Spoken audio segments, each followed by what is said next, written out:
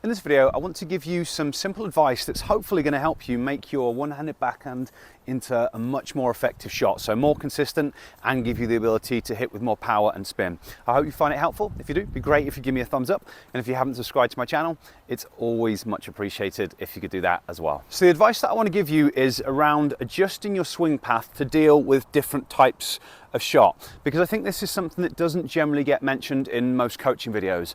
The way it gets taught most of the time, it's very mechanical. The coach kind of teaches the unit turn, body pointing to the side, racket facing back high, maybe trying to get a little bit of extra rotation.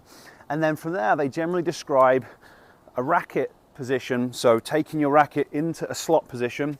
So as I'm driving through my back leg, I'm gonna bring my racket down into a slot position where the strings are facing towards the back fence. And the reason that most coaches advocate for that is because then that gives me room to then throw my racket into the ball. So there's a lot of room between there and there, so I can create a lot of racket head speed in theory if I can get the timing right. And that is definitely something that I recommend for people if they have good enough timing, good enough coordination in order to make it work, and if you want to hit a slightly flatter one-handed backhand.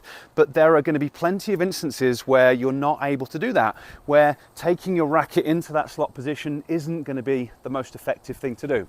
One really common example is when the ball is hit hard and deep at you, you just don't have time to do that. If my opponent hits a ball hard and deep, it's bouncing somewhere near the baseline. If I was to try and take my racket into there and swing, realistically, the ball might be past me before I have a chance to do that. Instead, what I'm going to do is I'm just going to go into there with my preparation, and I'm just going to abbreviate it, and I'm just going to swing through there. So it might be something that looks like this. I don't go here to here to here, because it just won't work. Instead, I'm there, drop the racket, so I do have a kind of racket drop. It's not like that, but it's just into there, and then I can kind of try and get that contact point out in front. Another example is going to be when the ball is higher. If the ball is higher, I'm not going to be able to go into a slot position here and then up to there. It's just not really going to work. Instead, I've got my unit turn, I've got my racket back high, and then maybe I'll just drop it into there and then come forwards into contact. And that's going to allow me to get the timing and get the sort of contact that I need. So this is a really important concept to understand, so that you don't feel like you have to do exactly the same thing every time. And often if you're trying to get a little bit more spin, you might manipulate it a little bit as well. So, if I'm trying to hit the ball and rip it flat, I'm going to drop it into there.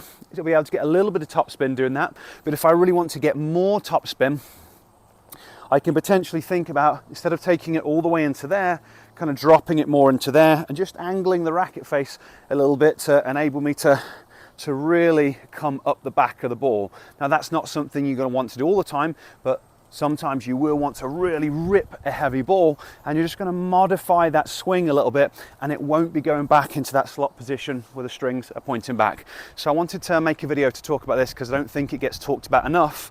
But I know for me, when I was trying to develop my game, it was a really important thing to understand. And if you watch a lot of pro players, you'll see that when they're adjusting to different types of one-handed backhand, the swing path looks very different. So get out there, experiment, and like anything else, it takes a lot of repetitions to get good at a particular skill, and it takes a lot of repetitions before things are going to hold up under pressure in matches. So now that you understand that concept, it's really important that I point out that there might potentially be other things that are going wrong with your technique that are also contributing to issues with timing. So it's possible that you might need to address those first before implementing what I've described here. And that's why I have created a free masterclass that's going to teach you how to analyze your technique and how to identify what the current underlying problem is, so that then you can start to focus on correcting the right thing.